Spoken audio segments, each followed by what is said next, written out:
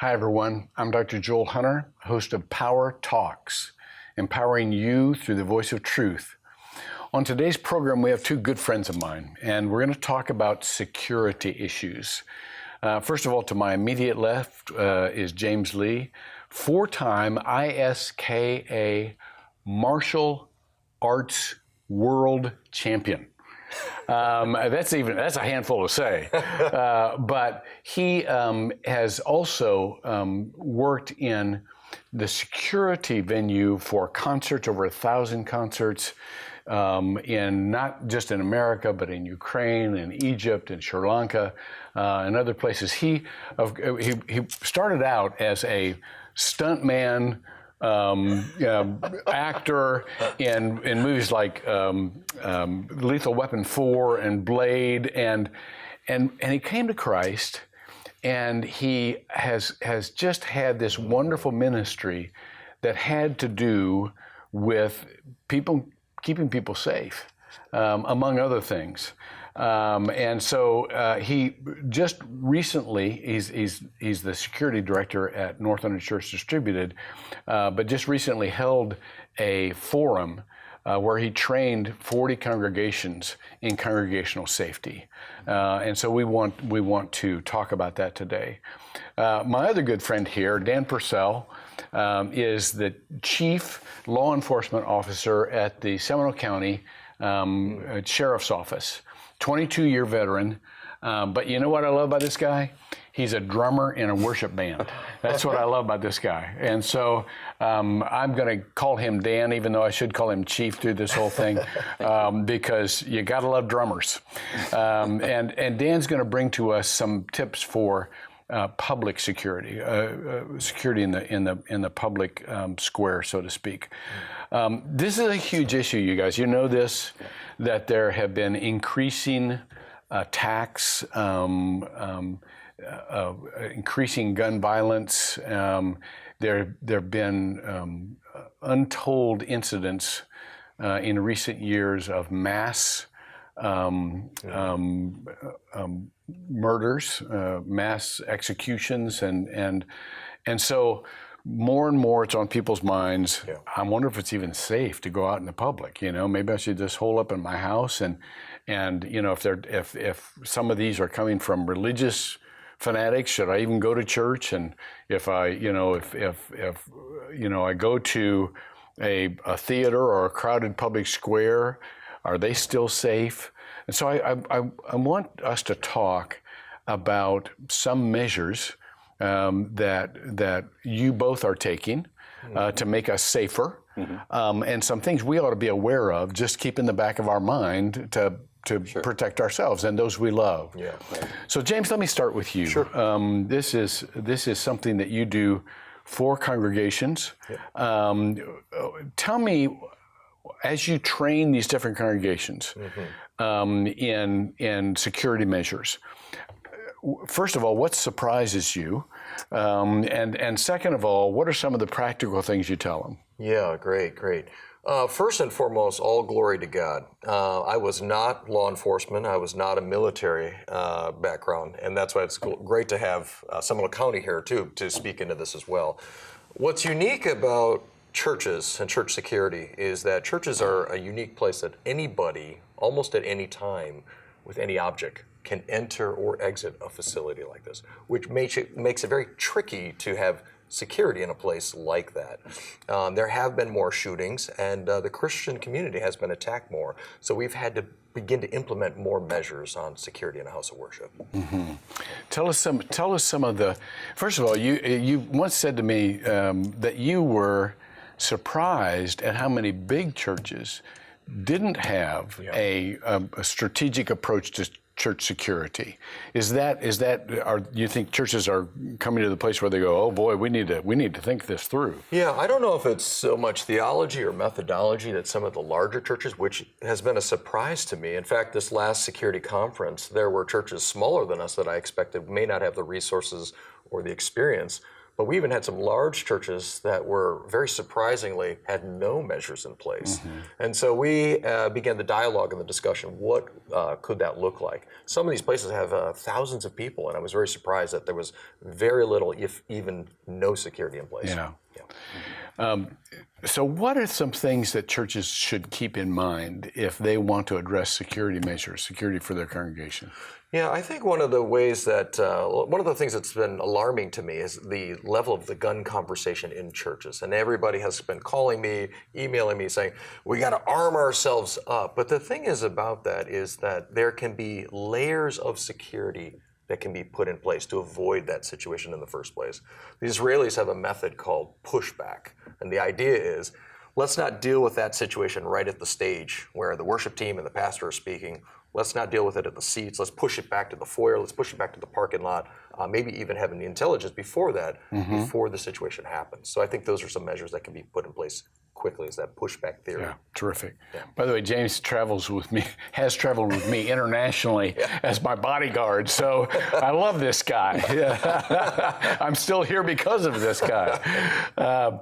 Dan, let me get you into the conversation. Sure.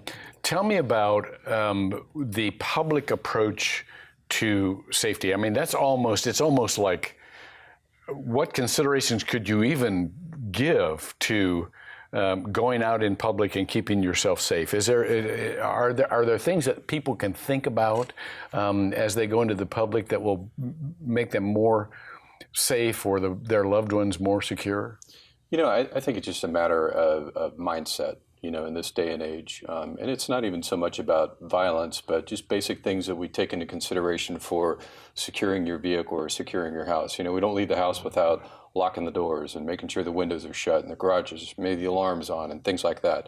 And the same thing out in public. You don't leave your keys in the vehicle, right? Well, the same thing can be said when you're out in public, even at a Target or a grocery store or wherever you may be, to be mindful of your surroundings. If you see something that's suspicious, note it. Make the appropriate call to notify management or notify law enforcement, depending on what the situation is. But I think it's just important in this day and age that people remain vigilant and they report information that's suspicious. Yeah. Let me ask you this, a very practical question. Sure. If you're in a crowd and there is an incident, it doesn't have to be a gunshot. It can be, somebody with a knife or somebody just, with something that could be interpreted as a weapon. What should your reaction be? Well, I think the worst thing that somebody can do is do nothing. We talk about a concept that's widely adopted in training congregations, for example, called run, hide, fight. Run away from the incident, hide from the attacker or the offender, or fight as really a last resort. And that is a last resort, is to fight. Yeah. And then when it's safe and practical to do so, then make the phone call to 911 and notify law enforcement and EMS. Good. That's really good. I was sitting in a church not too long ago. Now that I've transitioned from being a pastor, I can actually go visit churches. There's a concept for you. And there was this tiny church that's making a tremendous difference in our community. It's a wonderful church. And I walked in, and the pastor just got up and handed out a sheet with just that, run, hide, fight. Wow. Say, okay, if there's ever an incident in our church, again, a very small church, but he was educating his congregation on what to do. Absolutely. And it was kind of refreshing to know that, okay, this is a congregation that's equipped now. Right.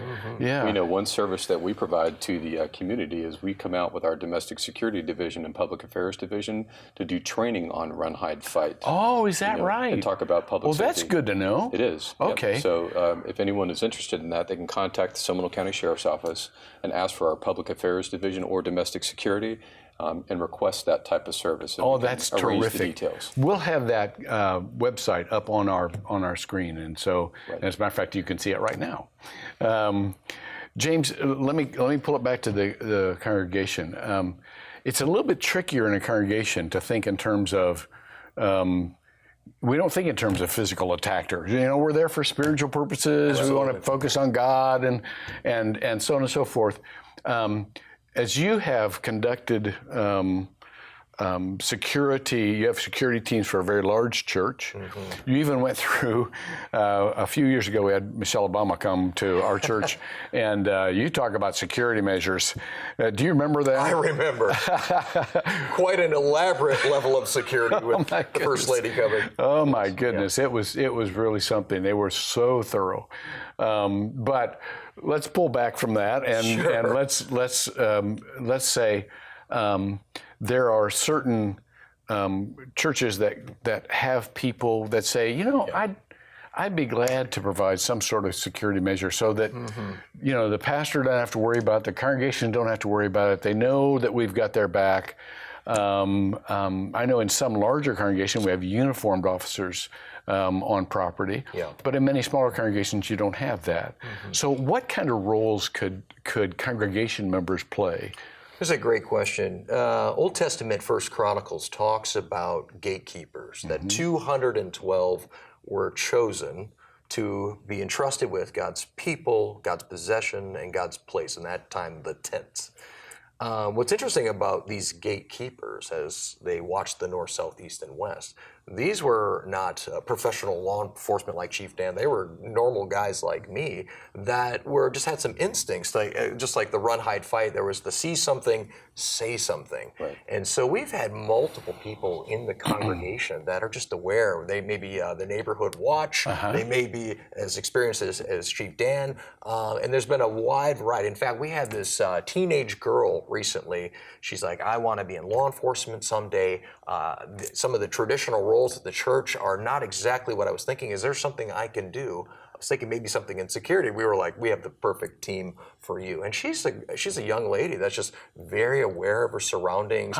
She wants to help and contribute that way. And she has this real sort of protective gene innately in her that God has given her. Yeah. So that's, I think, some aspect of a church like a Northland where there's many people within the body that are innately gifted to do this as well. This is so interesting. He brings that up, and I want to bring out this other aspect of this. The security team, both at Northland and at other churches I've known, are some of the tightest knit communities in the church. You talk about wanting a fellowship that are bonded close together, that develop friendships. When you are in league with others that are protecting the flock, that are protecting people you love, there's a special kinship there. Yeah. You've seen that, Dan, in the sheriff's department. Absolutely. There's a brotherhood and a sisterhood there that it's just wonderful. Absolutely. Yeah. So I think that to hear a 16-year-old girl wants to help, I love that. Yeah. Who doesn't like that? Exactly. And for her to be discipled in that way, to set on a mission. Let me go a little bit further with that, though. I would like to hear, I've done, unfortunately, several law enforcement funerals, and I am just always blown away by the hundreds of fellow officers that show up for these funerals. Sometimes the governor has come down. There is a fraternity in that group of people, in your group, Dan, that's just unbelievable. This is going to sound like a stupid question, because sometimes I just ask stupid questions, and part of who I am. But is there anything you guys do to build up camaraderie? Or does it just happen naturally because you wear the uniform together? You refer to it as like a fraternity, but it really even deeper than that. It's a family. We go to calls together. We handle incidents together. Unfortunately, we handle violent situations together. But there's a level of trust and loyalty amongst everyone in that profession to help each other and to make sure that we all go home at the end of the night, or the end of the day, end of the shift. And that's a very, very special bond that's forged really when you enter into this profession. It's blessed are the peacemakers; Yeah. they shall be called the children of God. Yeah. And a lot of us brandish that mantra and that biblical statement, as a profession of our faith, but also a statement of the family that we are. Yeah, yeah. Well, I can't thank you enough for what you're doing. And James, could you give us an example? And I know you've got several of these, but somebody comes in to church and it kind of sets off a yellow signal, so has anybody got an eye on this person? What type of person? This is that's a terrible question. I didn't mean to say that. All of us are weird. All of us are sinners. I mean, that's why we come. And so we all ought to have an eye on us. But as far as security measures, what would set off a note of caution in the security team to say, let's just have somebody stick around this person? That's a great question. In the Northland model, there's multiple areas in security. You have the parking team themselves, the greeters, the deacons, if you will, ushers, and the actual security team. Obviously, in our case, we work closely with Seminole County. We could not do it without the Sheriff's Department. In those layers, including equipment, radios, cameras, obviously law enforcement, we're observing and watching for things that might be of suspicion or alarm. One of them might be a person about a year ago came in, they were walking in, they were by themselves, had a very large bag. The clothing that they were wearing at the time was not fitting the temperature, if you will, of that day. And so from the parking team all the way in, because of course the primary goal is we want them to hear the good news of Christ. So we want to allow the freedom for that, but we're also watching very diligently. In this particular case, this person went through all these different layers and actually got on stage and disturbed the actual message. Actually got on stage with the pastor, and you have a group of people in the room like, what do we do? Well, in our case, we're very fortunate. We have the Sheriff's Department there as well as security. But to answer your question is an observation level of, do you see that person? Yes, I see that person, and we're watching. Good. Right. I don't remember that. That wasn't me, right? No, not that. Okay. I didn't want to do so. Okay. Well, but there are folks that come. Sometimes, especially around the holidays, they're inebriated. They've been celebrating, and sometimes when you drink, you get really religious, and you got a message for everybody, and you don't have the natural inhibitions that you really should have, and so one of the things that I think both of you have done or have studied to do is that you want to take preventative measures in the least possible attention-getting method, because you don't want to draw other people's attention to something that could be alarming or could panic people or whatever. How do you do that? I mean, well, I think the best thing that one can do, and it really kind of hits on his point of that incident at Northland, is you have to have a plan in place. You have to think through your vulnerabilities, whether that's your structural vulnerabilities, ingress and egress, communications. No, wait a minute. Ingress and egress. That's not a term familiar to everybody. All right. Well, that is somewhat of a law enforcement term, I would imagine, or public safety. So that's your entry points and exit points. Okay. So you want to be mindful of those things, but having a plan in place as to how you're going to deal with somebody who may become unruly or disruptive. I look at the security plan and even the law enforcement presence. We're a support function. We're there to make sure that services continue in the manner that they're supposed to be delivered. And we're there as a support function, but there has to be a plan in place as to how you're going to deal with that when it happens. That's the most important thing. So I would highly encourage any place of worship to plan ahead, to make sure they know how they're going to handle it. Good. James, in those plans, for the teams that you have either instructed in these various countries or the home team that you work with most weeks, are there kind of, I don't know how to say this, personality studies for the security team themselves? This would be a better person, to confront somebody, or this might not be a good person because it might escalate because they, have, how do you determine where to put people on teams. Some people are good observation alerters, and other people are really good in diffusing a situation. Yeah.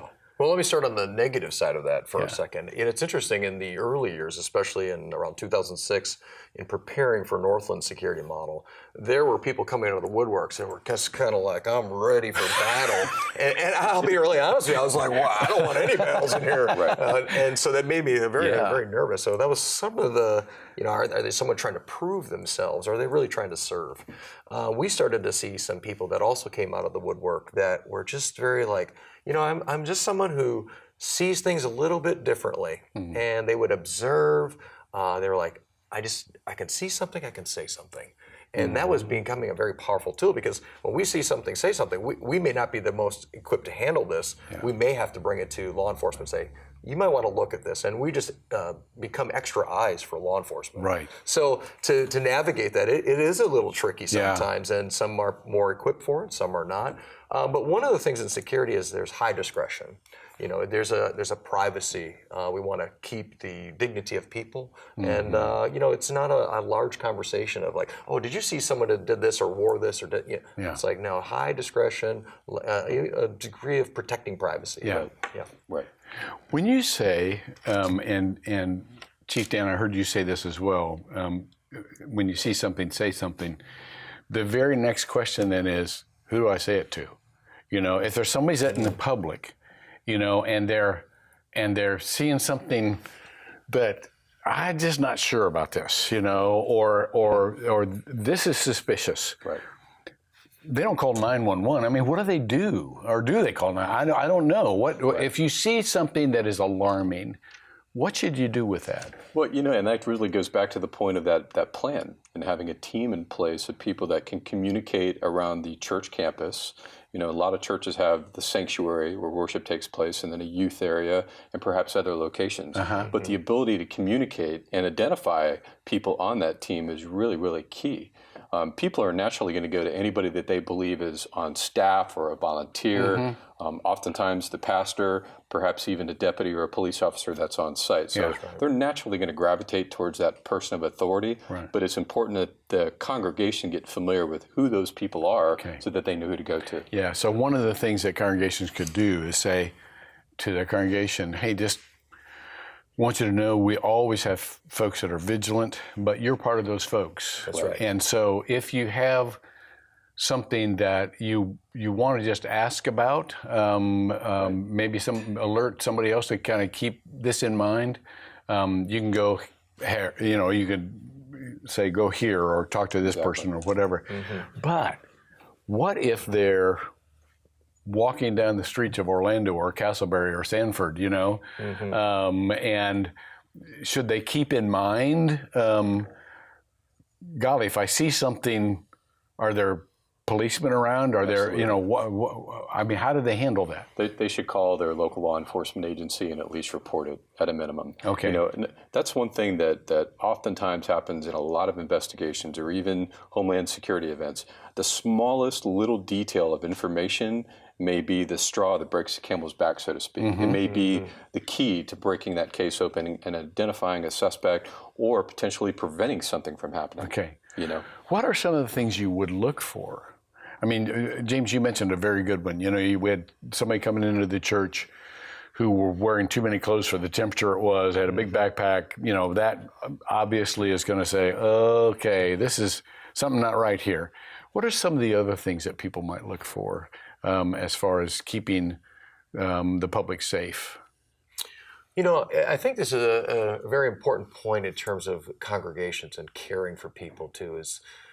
It's a great opportunity when we see someone by themselves to greet them. Are we in relationship? Are we in a community with the person? And because I think there's a sort of a double-edged aspect that we can greet the person, and in that eye contact, in those conversations, are they really here with intent to learn about the gospel, or is there intent to harm? And so I think it's important to have that greeting, that conversation, that it can help identify that. That's really good. Yeah, nothing better than personal conversation, is there? Yeah.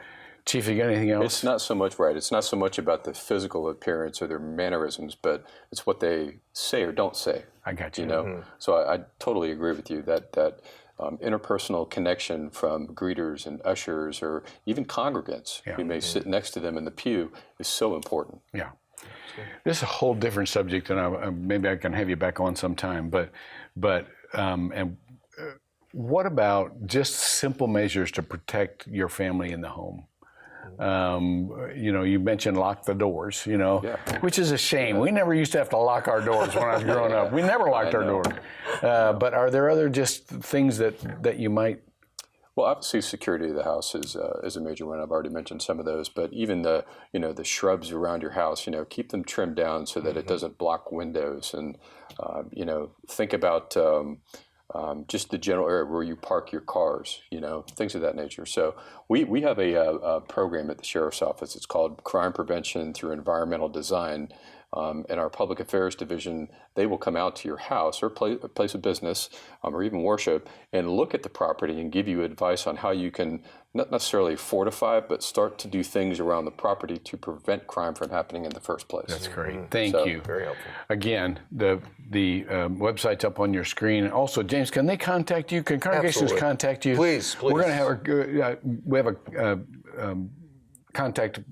point of contact on your screen as well for James. If you want to talk to him about congregational safety, this is the guy.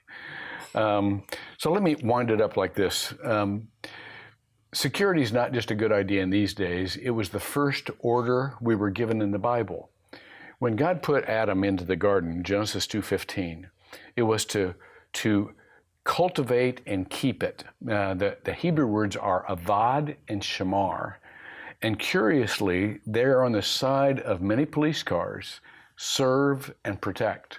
Those are those two words. And so it's not just about a garden long ago, it's about our culture and our responsibility as believers. We get the serve part right. The Son of Man came to not to be served, but to serve. We get that part. But we also need to get the protect part right. That's part of our responsibility. And so I want to thank all of you and our panelists, James and I want to call him Chief, but he told me to call him Dan. Drummers, Well, we're out of time, but I want to thank you all and our panelists, Dan and James, for joining us today on Power Talks. Remember, these discussions are just that, discussions among us. We'd love to see you continue the discussions at home and go one step further.